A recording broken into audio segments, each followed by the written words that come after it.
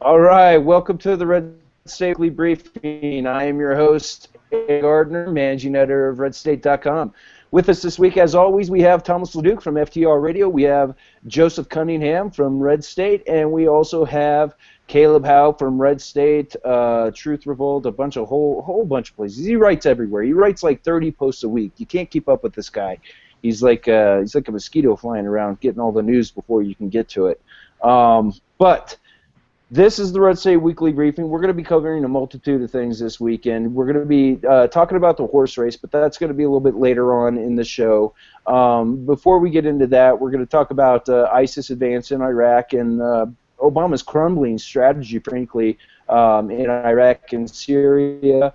We're going to talk about some breaking news with Ebola. Caleb's going to give us an update on the reporting that he's been doing on the Ebola outbreaks and the different places that it's happening. We now have another case in Texas, as I understand, and a possible case in Massachusetts and Boston. So that's another thing. We're also going to go into the Denver Post, talking the Colorado Senate race and their endorsement of Cory Gardner over Democrat incumbent Mark Udall. And we're also going to talk about Wendy Davis attacking Greg Abbott, implying some sort of self-loathing cripple. So before we get started, I just want to thank everybody for coming out and watching the RedState Weekly Briefing. We've been doing this for a while now, and we've got a good following, and we appreciate all of you, and we want to make sure that you guys keep showing up each week and keep talking to us, and we'll keep talking to you. Send your ideas for the show throughout the week. You can hit any of us up on Twitter. Also use the #RSWB hashtag to communicate with us throughout the week. So let's go ahead and jump right into this week. Caleb, I want to go to you first with this news about Ebola. Go ahead and give us a little bit of a brief and tell us what you got going on and what you've been hearing in the Texas case and also in Boston.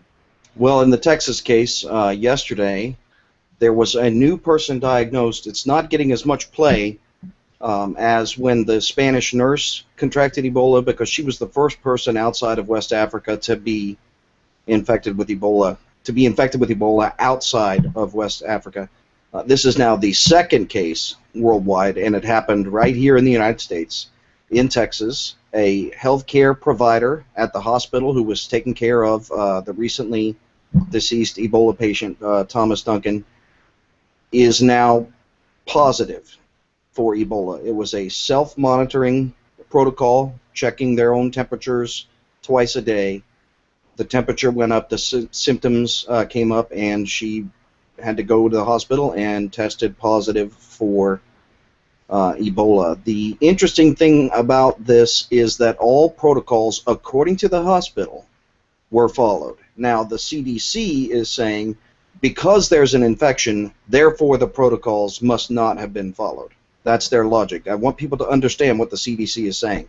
When they say the protocols were not followed, they're not saying that they have an instance of the protocols not being followed that they are referring to.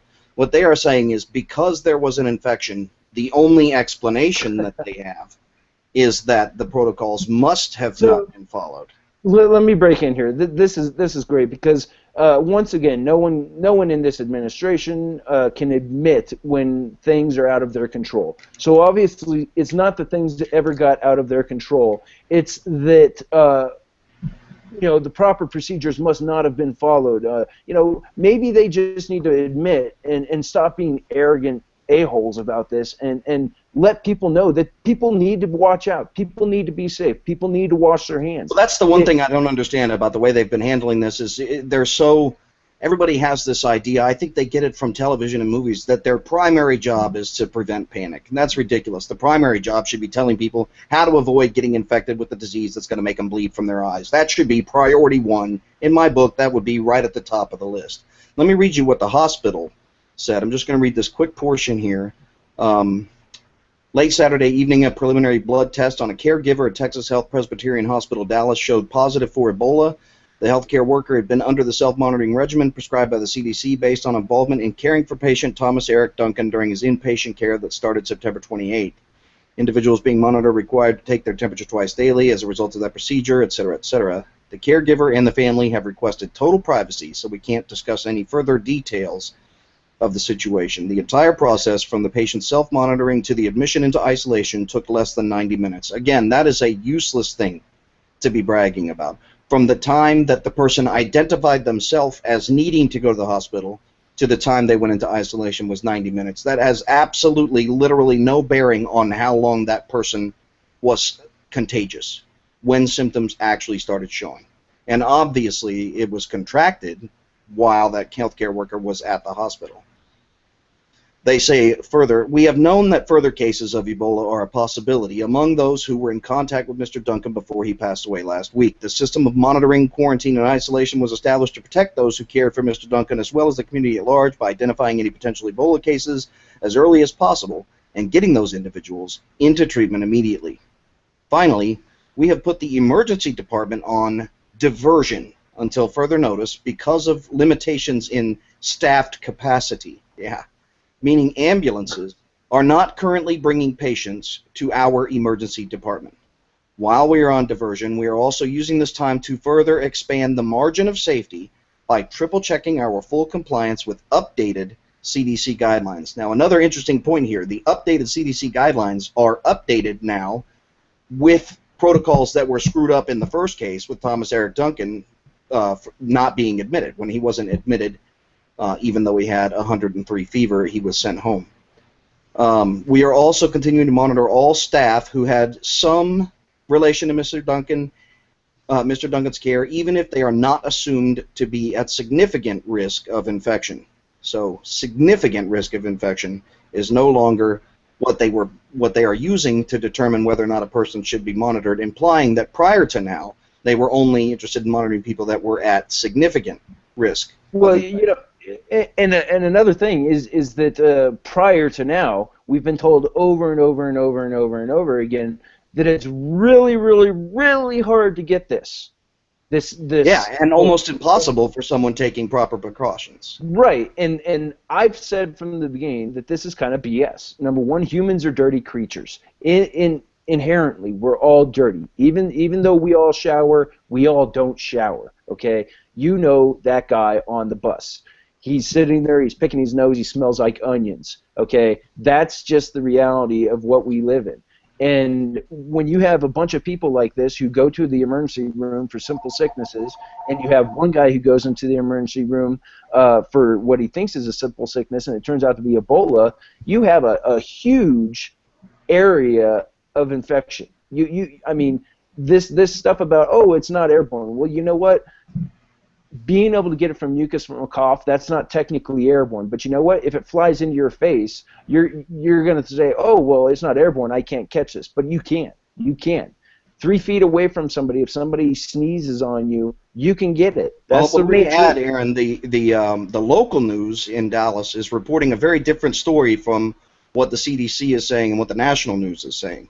All right, Steve Krakauer is in Dallas, and he said that the local news says the second Ebola patient was a nurse who followed all CDC protocol. Okay, that's what they're reporting based on local reporting and local interviews. All CDC protocol was followed, and this person was infected. And I have pointed this out before, and some people didn't believe me, but this is what the doctors are saying in Spain. They're saying that all protocols were followed, and the nurse was infected anyway. So that's 2 cases now, and Joe Scarborough also pointed out Dr. Kent Brantley doesn't know how he got Ebola, despite all the precautions he took. So there's definitely a disconnect here between what we're supposed to be doing, what we are doing, and how people are being infected. There's definitely a disconnect.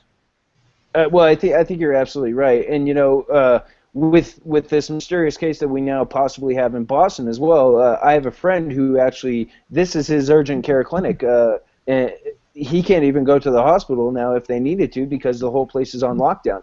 Now, and this is a serious thing because we're talking about a guy who has kids who, you know, I'm not going to speak out of turn and name any names, but I mean, he deals with a kid with autism, and you know, there's significant things, you know, to take into account here where we're putting the general public at risk at large for many different things, not just Ebola, but because of Ebola. That's right. And you know, I want to get into the politics of this a little bit as well. And we've recently seen some lefties. What was that, LaDuke? I want to interject before you do that. Okay, yeah, go for it. Okay. Are you going to be the voice of reason right now? Pretty much. Well, then, before you're the voice of reason, I still wasn't done with my updates. Okay. The third thing, Dr. Ken Bradley. You mentioned Joe Scarborough. Now I got a shower after that, but go ahead. Okay, Dr. Kent Bradley is one doctor that doesn't know how he got it, and he's a survivor. Another survivor, Nancy Wrightbowl, says the exact same thing. Every precaution was followed. She nearly died from this, mind you. Every precaution was followed, and they still, this was in July, and they still, quote, don't even have a clue what happened. No idea how she got it. Go ahead. Okay. When, because we talked about this last week, and I was a little bit behind on some of the storyline. When did the gent who just passed away, unfortunately, go into the hospital originally? September 28th. Okay. Now, was that... No. The first time he went to the hospital, it was... You mean the time he was inducted in the hospital or the time he was sent home from the hospital? Sent home. September 26th. Okay. And then he went back in on 2 days later? Yes. Okay. So here we are on October 12th.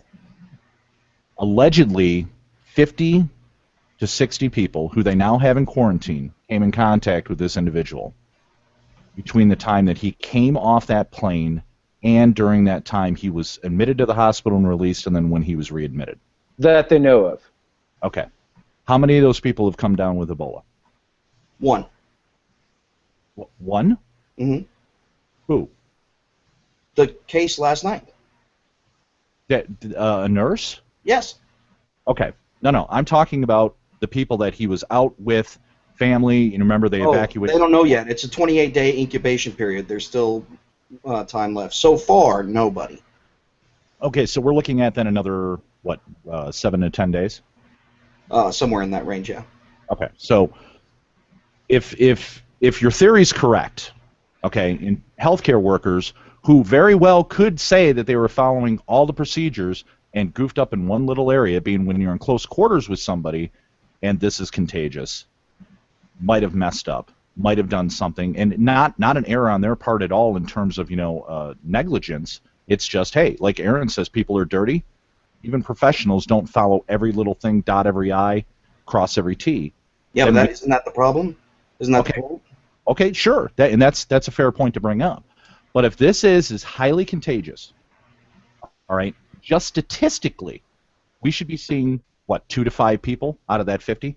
Well, no, not necessarily, because with Ebola, from what I understand, from what I've read, it is exactly as patient, contagious they pass it on to 2 people. So it's not like you get one and that one infects 50. You get one who infects. I can't understand what Aaron is saying. What? No. I can't understand what Aaron is saying. It's breaking up, but it's exactly as contagious as it is, and under precautions, it is less contagious. So I'm not sure what you're saying is that the fact that more people aren't infected doesn't change the contagion rate. The contagion rate is a known quantity. The method of contagion is what's in question. What the question that is brought up is not is it now more contagious, but is there a way that it's being transmitted that people aren't aware of? Okay, and is it getting through protocols that are in place? That's a fair question. But if it's as contagious, with people taking no precaution whatsoever, there should be a much higher... Well, you're forgetting that... No, the infection rate is much higher than was originally anticipated in Africa right now. It's much higher. Yes. Have you looked at the numbers of the what it takes to contain the epidemic? This is it grows at an exponential rate. If you want to stop the spread of it altogether and stop it from becoming an ongoing problem for West Africa, right now, 70% of the people need to be in treatment centers. Currently, that's between 10 and 15,000. Between 10 and 15,000 people need to be in treatment centers. Currently, about 1,100 people are in treatment centers. Each one of those people is infecting other people. In 1 month, that's going to be 45,000 to 50,000. This is straight from the Washington Post. In 2 months, more than 100,000 people.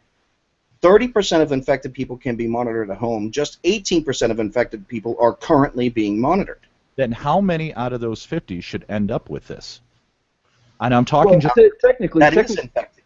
The way that's infected people. The 50,000 50,000 infected people. I understand in that. 30 days. I understand what you're saying. Right, LaDuke, hold on. Let me break in. How many people are going to end up with it that came in contact with him that they have quarantined right now? Then, because you're talking about statistics here, and statistics do not lie. Well, do you have the numbers? Hey guys, can you hear me? Yeah. Okay. Unfortunately, from what I've read, the way it works is for every one patient, you get 2 more from that patient. Okay. That's what they're talking about. Okay. That's the exponential effect that gets you from 2 to 10. 1024. Just like in internet, powers of 2. If you know anything about the internet. But that's how. Just like in this home business I've been meaning to talk to you about. If you sign up just 2 people, and then they sign up 2 people, then all of us are going to have a ton of vitamins. Ebola is the ultimate pyramid scheme. So at the end of this incubation period, then we should see 2 to 5 people that are infected. Yeah, more than likely. And what Caleb is saying is we already see 1. And the person, that nurse counts. Just because she popped hot before the 28-day incubation period was over doesn't mean she. And just because it was at the hospital doesn't mean it doesn't count either. No, and I understand that, but okay, so somebody at the hospital, you expect that they're going to be taking precautions. They didn't, evidently. Well, that's not necessarily the case. That's exactly my point. You can't just say evidently they didn't take precautions. Maybe they did. Okay, hey guys, before we go too far into this, we have a question from Twitter, so I want Joe to give us the question from Twitter. What's going on, Joe? Twitter user Lunatic Rex asks, and it was a question I was going to ask you. Joe, try using sound, because our lip reading has really not been that great lately. Horrible, Joe. It's horrible. Is it not working? No, you're working for me. Okay. Let's just fill it. We'll fill in what he's saying. All right. Thank you, Caleb. And then I went to the store, but they didn't want to give me. They didn't want to cash my check. Okay, go, Joe. Okay. Ebola incubation is at, according to this guy. No, there's no sound. Ebola incubation at 21 days. You said 28. This is Joe Cunningham's been muted by Edward Snowden. I quit. I'm turning this thing off. Okay, what it was is that they asked us the incubation period 28 days or 21 days. So that's all it was. Caleb. Oh, 1 second. We'll be right back with Caleb. He's apparently doing something. Joe, that is absolutely the best I've ever heard you, though. Thank you. Try it now. Say something, Joe. Hi, Caleb. I've still got nothing. Well, I don't know what's going on. It's working great for all of us. So let me stop now for a minute. Okay, we've had our moment of talking about Ebola, the actual disease. Now I want to talk about the politics of it a little bit, because this is going to go towards Texas. We actually have left-wingers out there who are noting to the entire world that the only place that we've had an Ebola case transferred is in a red state at a private hospital. Well, I would expect nothing less from Texas Democrats to try and blame Governor Perry for trying to clean up what is essentially the CDC and Obama's mistakes of bringing these people here in the first place. So in the case of the Liberian who lied to get into the country, and the fact that we've opened up and we haven't closed off these flights from places where we know people are infected and are getting on, the fact that they're going to blame Rick Perry for it isn't surprising. They basically came out that earlier today with Wendy Davis, or yesterday with Wendy Davis, blaming him for being crippled, and basically calling him a self-loathing disabled person in the new recent ad. So the politics of this is really nasty, and I think the administration doesn't want to admit any error, and I think the CDC is completely arrogant and refuses to deal directly and honestly with the American people and tell them what the real worries and fears are with this. For my part, I think that the political point of view is this, well, as far as the CDC anyway, I think that LaDuke is saying don't panic. That's exactly what the CDC is saying. Asking the question isn't the same thing as panicking, sir. We should be able to ask, are you taking the proper precautions? Sure. Are you doing the things you're supposed to be doing? And most of all, answer the American public, why was the healthcare worker infected? That's an answer that we deserve. Whether people panic or not is a separate issue. And I'm not telling people to panic. I'm telling people to be smart. No, you're definitely telling people to panic. We're talking about me and LaDuke. We're reasonable. Well, no, look, all I'm saying is if you have the sniffles and you're one of these people who usually goes to the ER for the sniffles, don't. Go to Walgreens, okay? Go someplace other than big, urban ERs. Well, I mean, and LaDuke, what do you think they're doing in the Texas hospital, closing off the ER and diverting all traffic to other hospitals? Do you buy that? We got a staffing problem all of a sudden? No, they're doing this because they want to limit the exposure among but they're not people who are traditionally poor and probably would expose more people at different places like soup kitchens, homeless whatever you call them, places where homeless people can go sleep. I don't know the particulars of the hospital you're talking about, but when they brought Dr. what's his name in, and they flew him into Atlanta. Okay, I believe that was Emory Hospital.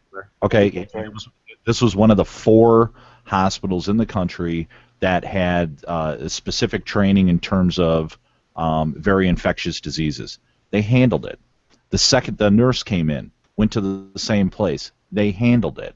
I don't know what the specifics with this hospital in Dallas are. I'm not educated enough or knowledgeable enough. Okay, but what do you think the specifics are at a small hospital in BFE, Kansas? What do you think? The question is, are the protocols worth following? Are they sufficient? Did the hospital in Atlanta have better procedures than the one in Dallas? Asking those questions is worthwhile. It absolutely is, and evidently the hospital in Atlanta did, because nobody on staff there caught it. That doesn't mean that they had better protocols. They may just not have caught it. Some people don't catch it. But well, okay, guys, we're going round and round with this debate, and I appreciate it. I like the debate. We are 23 minutes into the show, and this has been the only thing that we've really covered. So let me add this. You're 23 minutes. Let me add this really quick. I'm old enough that I lived through the AIDS. Okay, I think you are too, Caleb. Where if but first of all, AIDS is much more difficult to contract. Exactly, but it was the same type of media hype. Oh my God! If you kiss. Okay, but I don't understand the attitude of just assuming it's media hype. On what do you base that? I'm basing it on that I'm seeing it on CNN about 20 minutes out of every hour. I mean, there's nothing else going on in the world. I mean, 3 people have been... When JFK was shot, you don't think that was all over the news? That doesn't mean he wasn't shot. Wait a minute. You're comparing a president of the United States having... I'm comparing that just because something's on the news a lot doesn't mean it's BS. But the Middle East is on fire, and you're talking about almost one half... I'm telling you that on the news doesn't mean it's BS. It can be on the news and true. Okay, so last week we already tied all this stuff together. Climate change is the cause of all of this. So, but since you are talking about the Middle East, let's talk about ISIS, okay? And let's kind of make this a smooth transition here, okay? My fears are that it's possible we could have ISIS fighters coming across the southern border, or any border really, or just flying in, because honestly, nobody's watching. We have all these agencies that are watching, and nobody sees jack. Okay, so my fear is that just like a suicide bomber, it's much easier to carry Ebola. And if they have 3 or 4 people with Ebola go to this urban center, this urban center, this urban center. Hey, I'm just saying.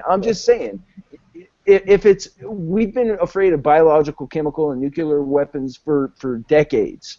Now, what if the biological weapon is simply just a person coming across our border and going into an urban center and coughing on people? It's highly undetectable. It's something that, if they're not displaying symptoms as they walk through the airport and get their temperature read in JFK, it's not going to be seen. So these are real These are real things that we need to be concerned with, especially with what's going on in the Middle East, especially with the rise of ISIS. It's the difference between holding the government... Better keep that Ebola in check. It's a difference between holding government accountable for what they're doing or just trusting that everything's fine. You want to trust everything's fine? Fine. I think we hold them accountable. I agree with you there. I think you should be asking the questions, and when they don't answer or the answer doesn't match up, you call them on it. And that goes, with any form of government, or any branch of government. I'm 100% with you. I just don't see everything lined up yet. Right, but you won't until a reporter asks the right questions. That's correct. And the load of BS that we get, like going back to the ER there in Texas, the emergency department, and them saying that they're diverting people because of staffing problems. That is crap. They're diverting people because they don't want to take the risk of exposing more ER patients to Ebola.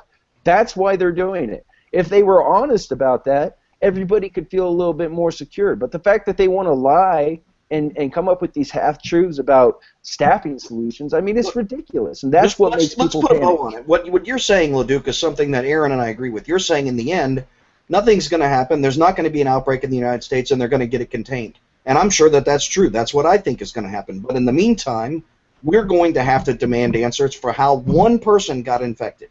How did this one person get infected? Because it's a case-by-case basis for the doctors, and the same is true for the American citizens. For each case, we deserve an answer. And the same question needs to be asked, then how is it exactly that the people that he exposed himself, or that he was around after he was released from the hospital, how come they didn't catch it if they did? This is my question for you. You're suggesting that as if to say it's not contagious. It must not be contagious because nobody caught it. Is that your argument? Are you saying that Ebola can't be caught by one human to another? No, I'm saying that... Okay, so it can. It can be transmitted from one human to another. But evidently but can it be? Can it be transmitted from one human to another? No, it has to go through an oil change place. Of course it can. Of course it can. But it didn't, though. But it didn't. He didn't infect anybody. But then if the CDC... So are you saying that your evidence shows that it can't be transmitted from one human to another? That's not the question. I'm just asking you the question. That's my question. Well, of course it can. Well, if your evidence can be used in this case, it can also be used to disprove that it's contagious at all. No. Okay, what you're doing is you're muddying up the water, turtle boy. Listen, if these people that were around him and didn't take any protocols like the doctors did and the nurses allegedly did, because we don't know, then you're going to have people coming down with this, and it should be at a higher rate than those people who were exposed to him in a medical facility. And therefore, he wasn't contagious.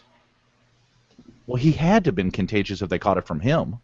But nobody caught it. That's what you just said. So he must not have been contagious. We don't know if Nurse Betty put her hands in the goo and didn't wash her hands afterwards like Aaron You're saying that the fact that nobody caught it is proof of something. The only thing I can think of that being proof of is that he wasn't contagious. I reject the whole premise because somebody caught it, okay? That's the bottom line. I'm going with your number that we have to wait another 7 to 10 days with these people that were exposed to him that had no idea that he had Ebola. So we have to wait for that time period to elapse. And assuming that none of them get infected, what point does that make to you? It probably is exactly like the CDC says. It's not you can't catch it. No, see, but here's the thing. In order to make that point, LaDuke, in order to make that point, you are ignoring a significant historical event that has occurred. The first ever case of Ebola transmission in the United States of America happened. It happened. It's not something that we're looking at happening. It happened. It's done. In close proximity that we're working on him, which is what they say is a danger. Well, I mean, what? Now, Caleb, do you I still don't understand what the point is. What's the point? Of course you have to get it in close proximity. That's how it's transmitted. Okay, but if nobody that he was around caught this, then why not? That's a question also. They probably weren't wiping his snot. Well, even beyond that, though, there's a high likelihood that his family was in closer proximity to him than the nurse was. The nurse was probably in a suit and didn't have the exposure, okay, but somehow got it. What I'm trying to say to you is you can't say why did this person get it and why did this person not get it. Why not? Because it's an evolutionary roll of the dice each time it's tried to be passed. Ebola is a fragile thing, but it can and does infect massive amounts of people, and it is an exponential threat. I'm just trying to tell you, it's not a black or white. It's not binary. Okay, you can't say, oh, because this person got it and only passed it on to one person, it's not a problem. I'm not saying it's not a problem. I'm saying what is the procedure, because you guys are saying what the CDC is saying is total bunk. It's a lie. Nope, that's not what I said. That's exactly what you have said. No, I said that they're doing a disservice to the American people to try and act like there is no threat. They're hiding something. Okay. No, they're not hiding it. They're just selectively letting it out. The hospital is saying two different things. That's indisputable. The CDC is saying that the protocols weren't followed. The hospital is saying they were. And you're saying the CDC is wrong. I'm saying it seems like they're wrong. They were wrong before. Do you know what the CDC said before? The CDC said on Sunday, after he was admitted, after Thomas Duncan was being treated, after the news broke, on Sunday, the CDC director, Thomas Frieden, went on the air in a press conference, and he said no experimental treatments were being used. In fact, experimental treatments had begun over 24 hours before that point. That's how little information the director of the CDC had about what was actually happening within the hospital. So what he knows about what happens within the hospital seems to be exactly jack and squat. Now, if the hospital says they were following proper procedures and the local press who's interviewing people locally says the same thing, I'm certainly going to believe them over the CDC, who's already been wrong. And here's the thing. I'm not afraid of what Ebola can do. I'm afraid of what Ebola can do in the absence of a competent government. And unfortunately, I think we lack a competent government.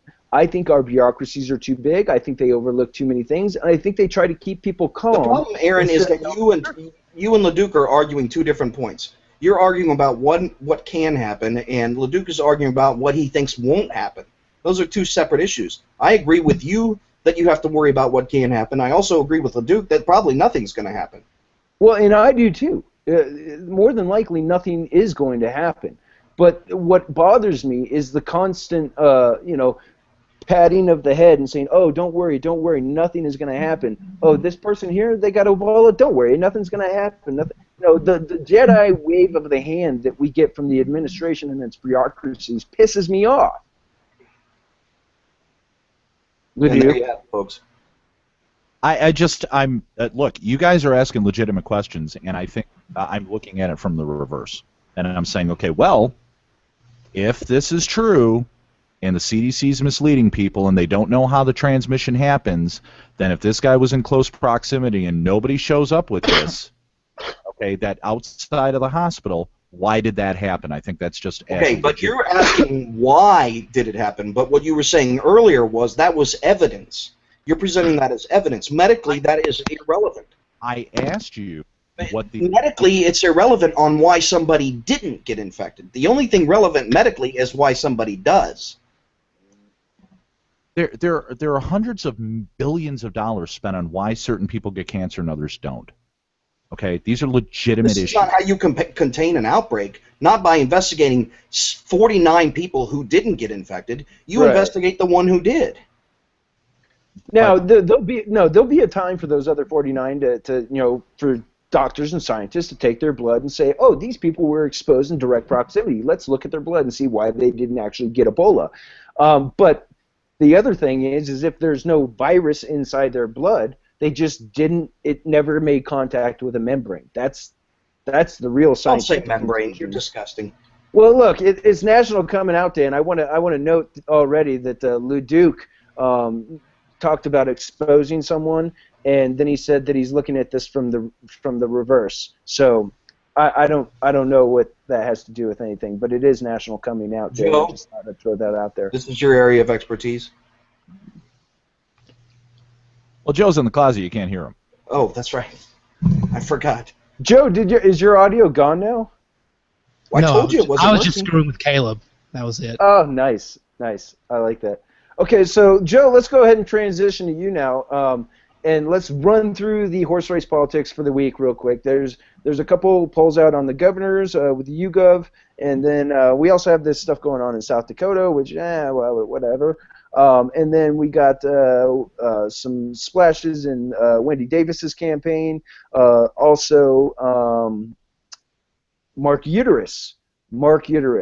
So let's go ahead and go back to you, Joseph, and go ahead and break down the YouGov poll real quick for me. Okay, the YouGov poll is like last week we talked about a big YouGov poll that talked about all the Senate races that were up for grabs. This time they've released one. They released it on Friday for strictly the governor's races. For you, Aaron, they have right now Hickenlooper up +4, which I think is a little bit different than what I've been seeing lately. Seems like that's a bigger spread than I've seen recently, but New Mexico still looking safe for Republicans. Right now it's showing Rick Scott at +3 over the Orange Party candidate Charlie Crist. This one actually shows Brownback up +3 in Kansas, which I thought was weird, and I think that's consistent. I think last week we talked about Roberts being up a little higher than we expected in the YouGov poll last week, so that's YouGov, CBS News, New York Times showing a higher trend for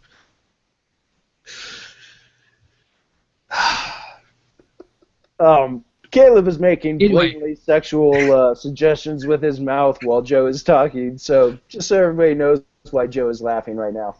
That's why I shouldn't have looked up at all from that. It's also showing Governor of Georgia Nathan Deal up over grandson of former President Jimmy Carter and history's greatest monster. It's showing Deal up +5 over that one, which is a bigger gap than we've seen. And let's see what else.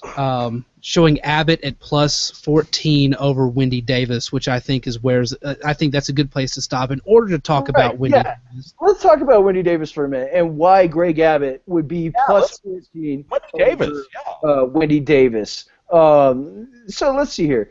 Texas is kind of a red state. You might say it's probably one of the reddest states in the nation, and abortion Barbie, Wendy Davis, basically made her whole campaign about abortion rights and being able to slaughter young children in the womb. It's awesome for her. She loves it.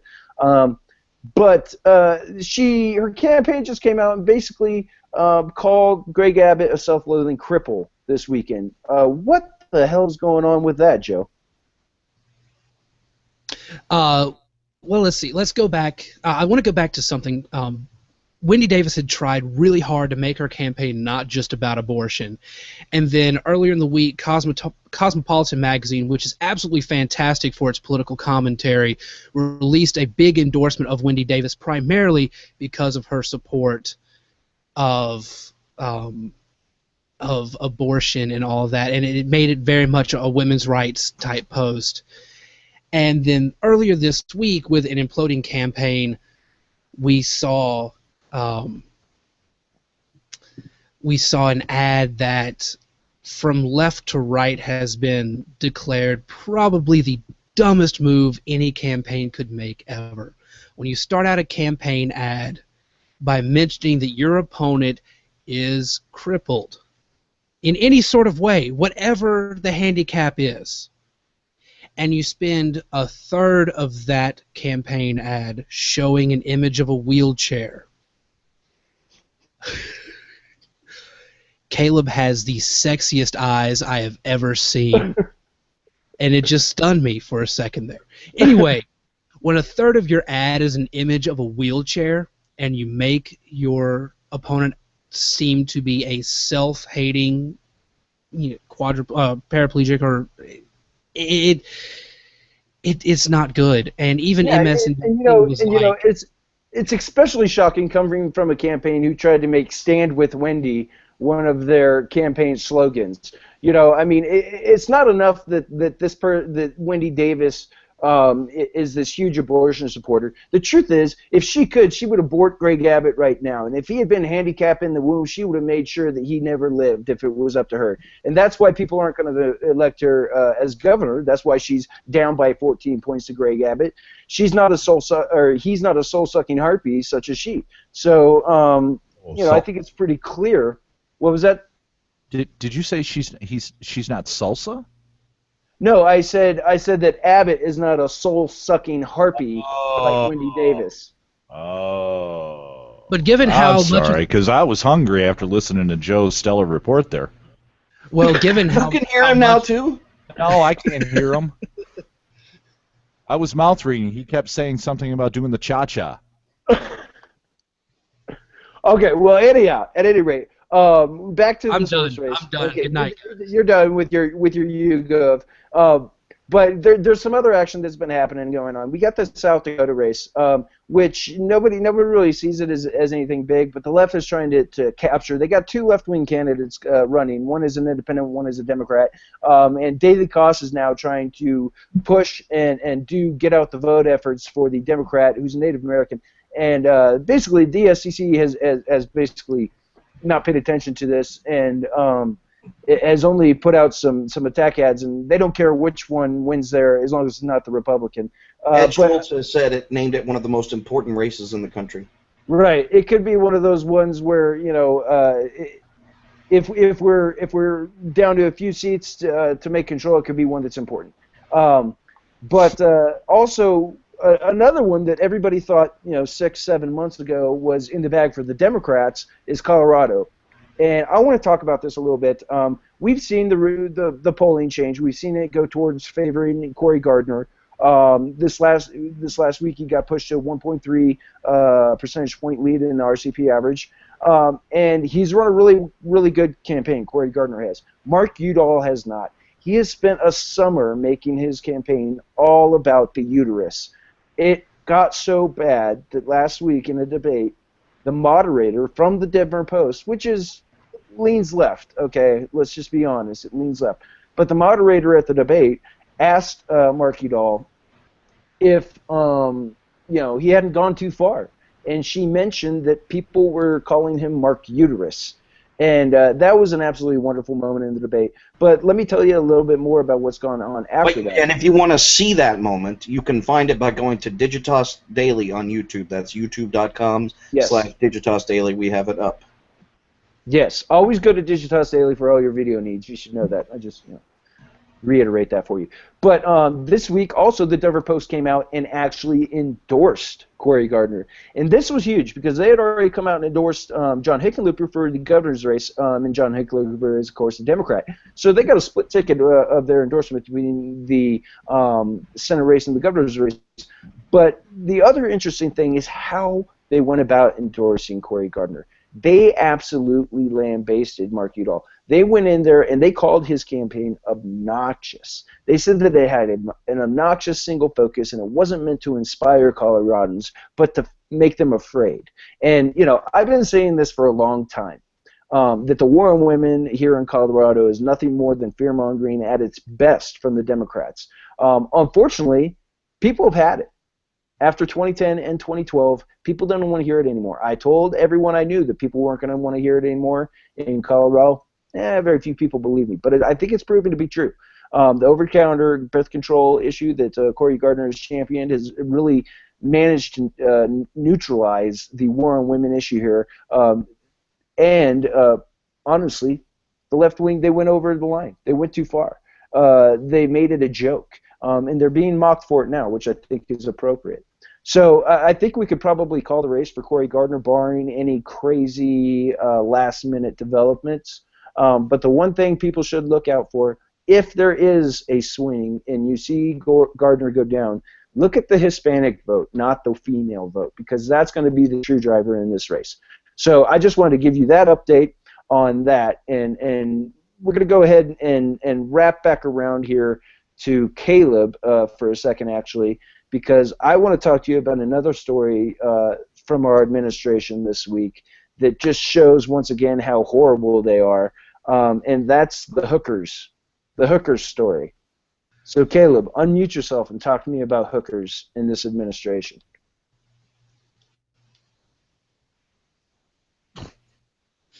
Are you guys seriously going to be muted now, and it's only Joe and I? No. I'm here. Okay, well, LaDuke, why don't you talk about hookers for a minute? I know you have plenty of experience with that. Well, Aaron, the last time I saw you in Vegas and you were with three of them, I said, damn, he's making a lot of money to be able to afford three of them. I wonder if he works for the Secret Service. That's right. That's right. You know, because Secret Service, I'm sure they probably get paid well. But you know, I'm also assuming that overseas hookers are relatively cheap. Plus, they have guns. I don't know. This has kind of confused me because, I mean, the one thing that you always heard about any branch of government is Secret Service was always the most professional. And that this whole thing is just like happened and just a number of other things with the protection of the president. Boy, I honestly don't have any idea what to think of it other than I'm kind of worried that maybe the whole federal structure is just collapsing and we're going to have Joe run everything. I don't know. What do you think, Caleb? Okay, I'm done with Caleb. Joe, since I can hear you and I can't hear Caleb, are you going to take up LaDuke's offer to run this whole planet and this whole Secret Service so that we don't have to worry about hookers?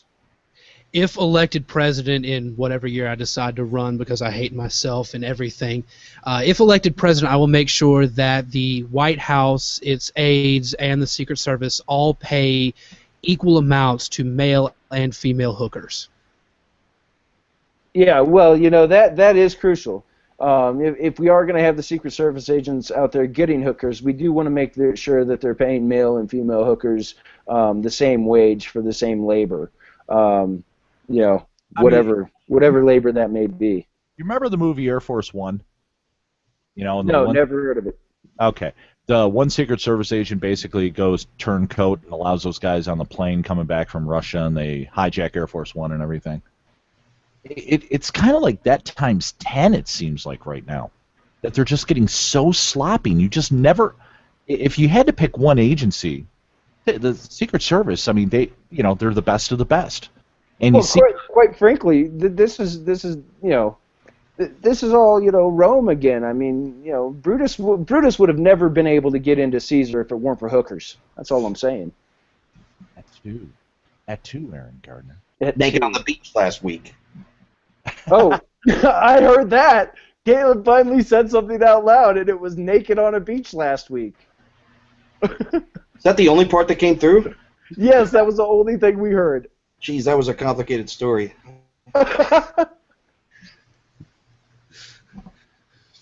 it wasn't as complicated as Joe's. It had everything. There were flamingos.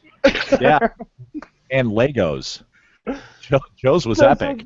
Since we got you back in the audio world here, Caleb, what are your thoughts on the Secret Service hookers? I mean,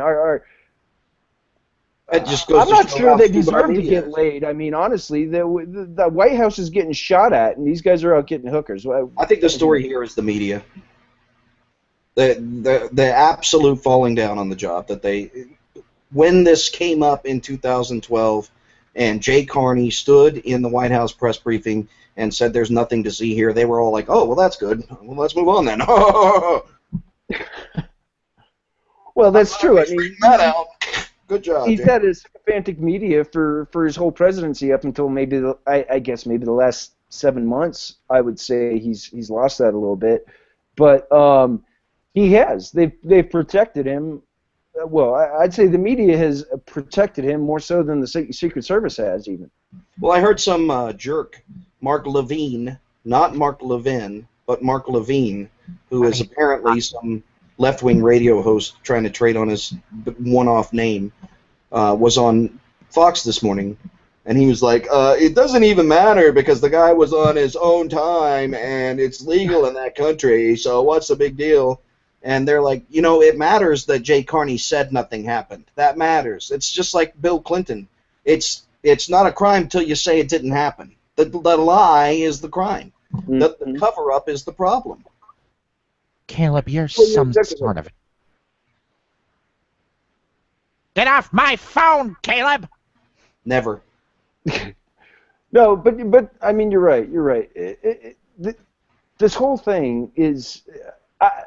I don't need you to tell me I'm right. It goes all the way back to why I'm concerned about Ebola. You know, it's this whole thing, it's incompetence, you know. It's incompetence. They let it slide again and again and again and again.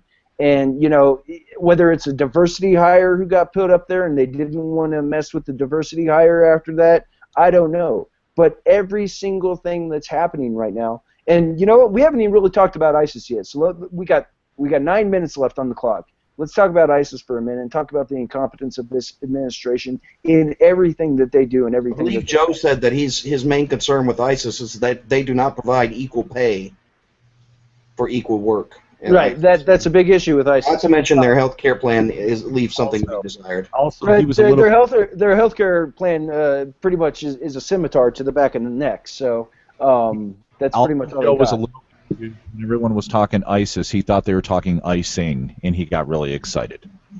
You have no idea Little confusion. how much I talk about icing. But let me Cupcakes, talk where are the about ISIS cupcakes? for a minute, because we've had a bunch of different newspaper reports coming out just this weekend basically saying that his strategy in Iraq is failing. We have the Iraqis calling for boots on the ground. We have General Dempsey basically saying that it's going to take boots on the ground. That we have Apache we're fighters. going to lose the airport, for God's sake. Right, Damn, we're that gonna must lose- piss you off. It pisses me off extremely. I flew into that airport and out of that airport in 2006 when I was in Iraq, and it pisses me off to know that we're going to lose that airport. And if we lose that airport, we lose our embassy. That's the truth right there. We're not going to be able to support our embassy, and we need to get our guys out of there before that airport. From a public relations perspective, losing the Baghdad airport is losing Baghdad. Absolutely. And the thing is, you know, we have Apaches there. So we lose the airport. You know, what are we going to do with these Apaches? It's ridiculous. Wait, we have Apaches that our guys are manning on the ground at the airport? I believe the proper term is Washington Redskins. Yes, we have Apaches at the Baghdad airport that are being used in this mission. We have you know, personnel there who need to be protected, and the Baghdad airport is used as the launch pad for protection of the U.S. Embassy in Baghdad. And you know, people don't understand all this stuff, but they're at the gates. ISIS is ready to. They're surrounding Baghdad. Actually, when you look at the latest graphs that are up on different news shows, you can see that they are actually surrounding Baghdad right now with their forces. And then you have the advance that they're making northern route up through Syria into Turkey. And you have Erdogan over there in Turkey, he's a radical Islamist as well. More than likely, he'll love ISIS coming up there, and they'll be able to work together, and maybe he'll be the caliphate. I don't know. But the bottom line is there's big issues here, and General Dempsey has basically said that we're going to need boots on the ground. You know, you got people. This is so bad. You got crazy people out there basically saying that they're willing to self-fund a military to go and fight ISIS. And I mean, honestly, even though it's a crazy idea, I bet you there's plenty of people, veterans out there, who would be willing to be mercenaries to go and fight ISIS. It's a better plan than anything Obama's put forth, I'll tell you that. I have been sick, so I haven't been following this and everything, but Caleb, you said right off the bat that we're going to lose the airport. So, I mean, this is like and Aaron, you said they've surrounded it, they're at the gates. I mean, so this is like a very real possibility within, what, the next day or so, or what are we looking at? I would say within the next couple of weeks. I mean, these things, the way ISIS has been rolling, they're smart. They don't go and they don't try to take something until they know that they can take it. So they're building up forces around Baghdad. They're building up forces in the northern areas, and they're going to eventually make a move, and we're going to be left behind because we don't have troops on the ground. I'm going to be putting a couple. Well, one second, Caleb. I'm going to be putting a couple links inside the Showcase app for everybody to see on the event page that. We have one from the Reuters and then another one from I believe it's the Washington Post that goes into this. And the one from Reuters basically is the one that's talking about Martin Dempsey, and the other one, I apologize, was from the Telegraph. We need Reuters, right? Yeah, whatever. Reuters. I say it however I want. It's my show. Past tense. It's the past tense. So Reuters, whatever it is. We have that one, and then the one from the Telegraph actually talks about the Iraqis asking for U.S. troops on the ground. Boots on the ground in Iraq, people. That's where we're headed. That's what's being asked for. Regardless of Obama's desire to reject reality and what's happening on the ground, we've lost Iraq for the most part. The Kurds and the Christians in those areas are fighting for their lives, and we're leading from behind. And I would like to say that I'm disappointed in the internet as well, that there is not yet a parody of Pants on the Ground called Boots on the Ground. I don't know how that happened. That is an excellent point. That is some slacking. Boots on the ground, boots on the ground. Obama I blame Fingers Malloy. Boots on the ground. Oh. Oh, it's obviously Fingers' fault. But, this is, we can make jokes and everything, but this is also serious. I mean, I bet you every single one we have permission to make jokes, guys.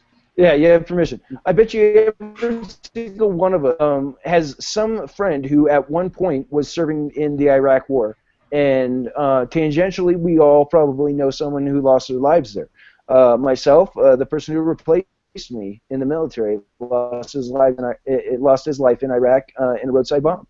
It's disappointing and frustrating to see us giving back all that land after we spilled blood for it. It's in knowing that another generation of kids are probably going to have to go and clean up this mess. LaDuke asked, I was just using shorthand. I don't have any idea if we're going to lose the airport. I was just... I agree with. If nothing's done, that's the trajectory. The last I remember reading anything was the northern town in Syria or Iraq bordering Turkey. There was the fight going on there, and we hadn't backed the Kurds enough. Which, my God, the Kurds have been doing this for how many years? They're good at it. They're fighting for what they believe, and all we have to do is just basically give them the materials, and we're not doing that in a quick fashion. And now that they're going to go into into Baghdad, which, for God's sake, it just... Part of your cynicism has to ask, what's the point? Because with Obama at the helm, isn't he just going to precipitously pull out again? Say we do stop ISIS at the gates and Baghdad is saved. How long are we going to be there to make sure it stays saved? Well, it'd be hard for him before he leaves office, I would think. Yeah, well, I don't think he's going to wait that long to decide. I don't think he's gonna send boots back to Iraq. I think he's gonna do everything he can to lead from behind and not put anybody there. And honestly, that's just how this president and his administration are. And just to top it all off and show you how insane this administration is when it comes to the Middle East, the United States has pledged $212 million in Gaza aid. This came out, breaking news out of the Washington Examiner today at about 5 o'clock, 5:30. It says the money would help rebuild Gaza Strip infrastructure devastated by recent fighting between Hamas and Israel. This is ridiculous. If we're giving, that money's not going to go to rebuild crap. That money is going to go to rebuild Hamas's arsenal. It's going to go to rebuild a terrorist network that can take on Israel while the rest of the world is falling to ISIL. It's going to go to a special hotel room to accommodate Jimmy Carter's teeth when he visits. Right, and to hold his whore for him. But, this is what we're dealing with. We have an administration that absolutely rejects reality. Whether it's Iraq, the fall of Baghdad, whether it's Syria and the moderate Syrian resistance, whether it's giving money to Gazans thinking that it's going to help them instead of making Hamas more powerful, or whether it's the threat of Ebola. The bottom line is these people are arrogant. They don't know how to run a country, and hopefully on November 4th, we're going to take them all out of office, and we're going to have a different Senate, and we'll just have to be dealing with Obama as a lame duck president for a couple of years that hopefully we can push around a little bit once we have the House and the Senate. And, speaking of November 4th, that's election night. We're coming to the close of our show now, but I'd be remiss if I didn't mention this to you. We're trying to set up a really good, big election night show. We're going to try and have guests from all over the blogosphere, different states to come in and talk about the races. And hopefully, if they agree to it, we'll get the guys over at Ace of Spades headquarters decision desk to be on the show also, calling races live. So we hope you all come to the election night coverage we're going to be doing. We're going to try and start about a half hour before the first polls close on the East Coast, and we'll keep it going about a half hour until the last polls close on the West Coast. So anybody who you think should be on the show that weekend, make sure to hit us up on Twitter at the RSWB hashtag and let us know your suggestions for special guests on election night. Let me just say that it is National Coming Out Day, and Aaron said poll a lot right there. He said poll. Poll. Poll. Yes, I said poll, as in the one that LaDuke's mother dances on Sunday nights. Oh. 73. So, what's the matter with you? hey, you look 73, but Medicaid and Social Security don't cover everything. You know what I'm saying? All right. He's got the details all worked out. This is a very specific fantasy he's got. It's not a fantasy. I read The Life of Julian at age 73. She was stripping to make ends meet. I read The Life of Julian at age 73. She was stripping to make ends meet. That's the truth. I hope somebody puts a WMD right up your bunghole. That's what I hope. Well, on that note, I'm calling the FBI. Thank you, everybody, for coming to the Red State Weekly Briefing. We are done with our show. I think we covered everything. If we didn't cover everything, well, that's too bad. We're going to have to come back next week when we can cover more. If you got any suggestions for the show, like I said, hit us up on Twitter. You can find me at Aaron_RS on Twitter. I am the managing editor of RedState.com. With me today was Caleb Howe. Caleb, how can they find you? I'm on Twitter at Caleb Howe, and you can find our videos at youtube.com/DigitasDaily. As well, we got Joseph Cunningham with us. Where can you be found? I can be found on RedState at Josie_Esquire on Twitter and at Reddit under the subreddit. Still not a peep. And you can find me on Reddit under the subreddit Gone Wild Curvy. Well, just the fact that you have Esquire I think in Joe your and Twitter Aaron name, planned this out. They did, didn't they? They did that just to mess with us. Yeah. All right, LaDuke, where can everybody find you? Let's say LaDuke at FTRradio.com. That's FTRradio.com. FTRradio.com. Go ahead and kick that funky music there, white boy. All right, once again, thank you for coming and watching the show. We'll see you all later next week on the Red State Weekly Briefing.